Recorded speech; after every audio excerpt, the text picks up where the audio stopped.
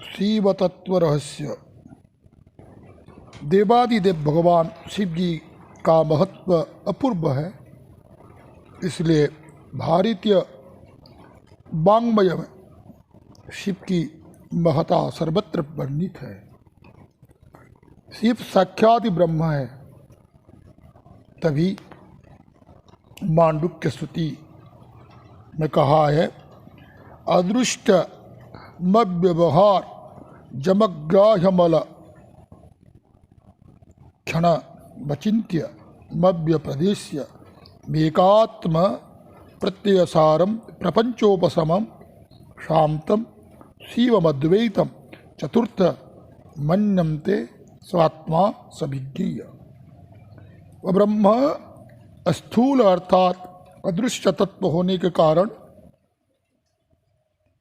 किसी भी इंद्रिय द्वारा गोचर नहीं होता है, अतः वह अदृष्ट है, उसे किसी भी व्यवहार में नहीं लाया जा सकता, इसलिए वह अव्यवहार्य है। जो ग्रहण करने योग्य नहीं है वह अग्राह्य है। उपलक्षण आदि से रहित होने के कारण अनुमान के द्वारा भी उसे नहीं जाना जा सकता है, अतः वह अचिंत्य है। यही कारण है कि शब्दों से अव्यपदेश्य है, अर्थात वह वाणी का विषय नहीं है। जागृत स्वप्न आदि अवस्थाओं में से परे होने के कारण एकात्म प्रत्यय सार है। प्रपंच का उपशम शांत शिव और सजातीय है। विजातीय एवं स्वगत भेद शून्य केवल एक अद्वैत स्वरूप है। इस प्रकार आत्मा के विषय में तत्ववेत्ता मनीषी मानते हैं, अतः वही आत्मा है और वही विशेष रूप से जानने योग्य है। सेते जगत स्विन्ति शिव।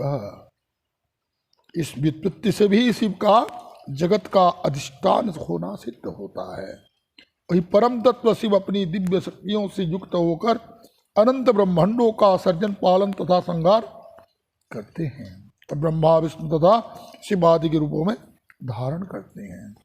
इसलिए मुंडक श्रुति में सविशेष और निर्विशेष ब्रह्म का पृथक पृथक विशेषणों से कथन किया गया है। यथा यत्र ददृश्यम ग्राह्य भगोत्र मवन्न मचक्षु श्रोतम तत्पाणिपादम। जहाँ उक्त कथन से निर्विशेष ब्रह्म का कथन किया है, जो अदृश्य अग्राह्य अगोत्र अवर्ण और चक्षु स्रोत आदि से रहित है, पर इनसे अग्रिम वाक्य में जो कहा है कि नित्यम विभुम सर्वगतम ससूक्ष्मम तद्वयम जद्भूत योनि परिपश्यन्ति धीरा। यहाँ सविशेष ब्रह्म का कथन किया गया है, इसलिए ब्रह्म के लिए विभु सर्वव्यापक सूक्ष्म अव्यय तथा संपूर्ण भूतों का कारण बताया गया है। धीरे धीर विवेक पुष्प की उसे सब और देखते हैं। ब्रह्म एक ही है, पर माया विशिष्ट हो जाने पर वही ईश्वर संज्ञक भी बन जाता है। इसी हेतु से सविशेष और निर्विशेष ब्रह्म का कथन किया गया है। वैदिक सिद्धांत के अनुसार सृष्टि का मूल तत्व अनेक नहीं किंतु एक ही माना गया है। ऋग्वेद की सृष्टि उत्पत्ति से पूर्व की बात कही गई है कि जो इस प्रकार है, नासाद दासिन्नु सदासित तदानि नासी द्रजो नव्योम परोजत। यहाँ स्पष्ट कहा गया है कि सृष्टि उत्पत्ति से पूर्व यह परिदृश्यमान जड़ चेतनात्मक जगत नहीं था, कुछ भी नहीं था, एकमात्र अद्वितीय ब्रह्म ही विद्यमान था। एकमेवाद्वितीय ब्रह्म। इसी ब्रह्म तत्व से अखिल ब्रह्मांड का सर्जन हुआ है। यह बात अन्य श्रुति में भी कही गई है कि जतो बा इमानि भूतानि जायन्ते जन्मादश्च जतः, अर्थात ये सब प्रत्यक्ष दिखने वाले प्राणी जगत जिससे उत्पन्न होते हैं, उत्पन्न होकर जिससे सहारे जीवित रहते हैं और अंत में जिसके प्रवेश करते हैं, वही ये ब्रह्म है। शिव पुराण धर्म संहिता में कहा गया है कि इदम दृश्य तदा नासीत सदा सदात्मकम जगत तदा ब्रह्ममयम तेजो व्याप्ति रूपम संततम न स्थूलम न च सूक्ष्मं च न शीतम तुष्ण तु पुत्रकः आद्यन्तरहितं दिव्यं सत्यज्ञानमनन्तकम् योगिनो नंतर दृष्ट्वा ही जद्धयन्ति निरंतरम तत्रूपम सकलम ह्यासि ज्ञान विज्ञान विदम महत्। यह संपूर्ण परिदृश्यमान जगत जब उत्पन्न नहीं हुआ था उस काल में सत असत कुछ भी नहीं था, प्रत्युत अव्यक्त रूप में ही था। उस समय निरंतर व्याप्ति रूप ब्रह्ममय तेज उत्पन्न हुआ अर्थात प्रकट हुआ। ब्रह्मा जी अपने मानस पुत्र नारद से कहते हैं कि हे पुत्र, ब्रह्म तेज स्थूल सूक्ष्म शीत और उष्ण आदि कुछ नहीं था, वह सत्य रूप में ज्ञान भी था और अनंत था। समाधिनिष्ठ योगीगण समाधि में स्थित होकर योग दृष्टि से यानी दिव्य दृष्टि से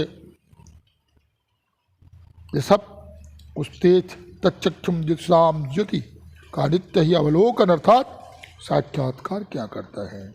वही ज्ञान विज्ञान का देने वाला ब्रह्म तेज प्रकट हुआ।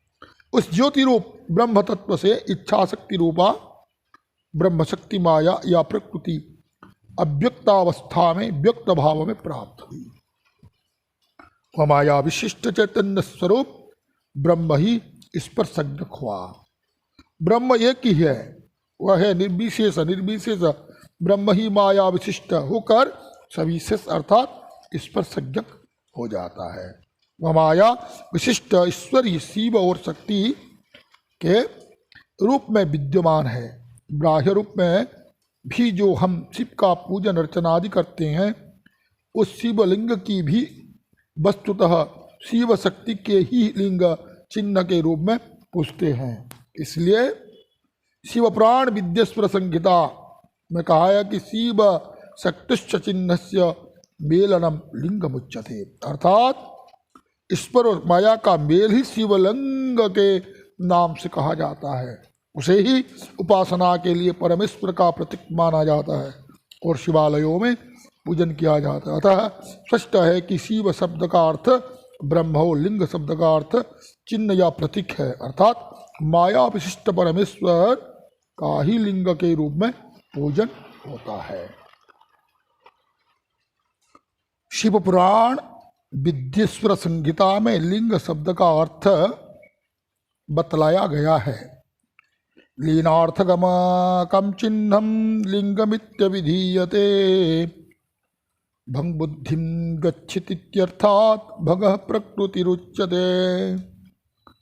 मुख्यो भगस्तु प्रकृति भगवान शिवमुच्यते।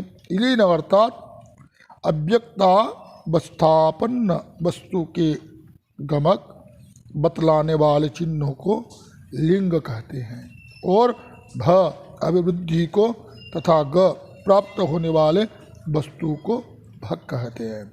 उस भग के अधिष्ठाता को भगवान शिव कहते हैं। शिव जी की स्थूल मूर्ति को शिवलिंग कहते हैं। ब्रह्मांड इनका लिंग है अर्थात ज्ञापक है। उस लिंग का ब्रह्म और विष्णु भी आदि अंत न पा सके।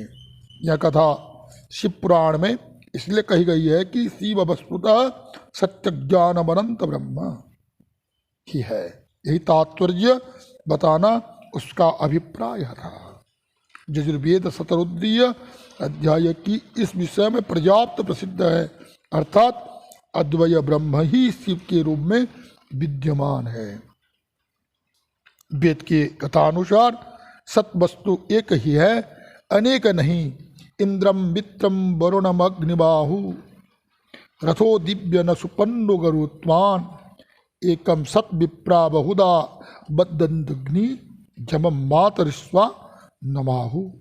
परंतु ज्ञानी लोग उसे अनेक नाम और रूपों से वर्णित करते हैं। उस एक तत्व को ही इंद्र मित्र वरुण अग्नि दिव्य सुपन्न गुरुत्वान यम और वायु कहा गया है। अग्नि इंद्र उषा आदि अनेक नामों से संबोधित होने वाला परमेश्वर अनेक नहीं किंतु एक ही है।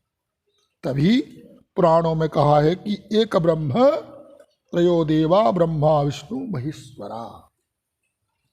एक ब्रह्म ही ब्रह्मा विष्णु और महेश्वर, अर्थात शिव के रूप में अन्यत्र भी ऐसा कहा गया कि स ब्रह्मा स शिव स इंद्र सो अक्षर परम स्वराट सैव विष्णु स प्राण स कालोग्नि स चंद्रमा, अर्थात वह परम ब्रह्म परमात्मा ही ब्रह्मा है, वह शिव है, वह इंद्र के सहित संपूर्ण देवरूप है, अविनाश सर्वोत्कृष्ट और स्वयं प्रकाश भी है, वही विष्णु है, वह हिरण्यगर्भ रूप प्राण है, वह काल अग्नि और वही चंद्रमा भी है। और श्वेता सरस्वती में भी कहा गया कि सर्वान न शिरो ग्रीव सर्वभूत गृहास सर्वव्यापी स भगवान तस्वाम सर्वगतः शिव। उस परमात्मा के सभी और मुख मस्तक तथा ग्रीवा है, क्योंकि वह संपूर्ण भूत प्राणियों के हृदय में स्थित है। वह भगवान सर्वव्यापक है, अतः सर्वगतः और कल्याण स्वरूप है। इसलिए उक्त प्रमाणों से यह तो स्पष्ट है कि वैदिक सिद्धांत में एकत्व में बहुत्व और बहुत्व में एकत्व का सिद्धांत सुप्रसिद्ध ही है।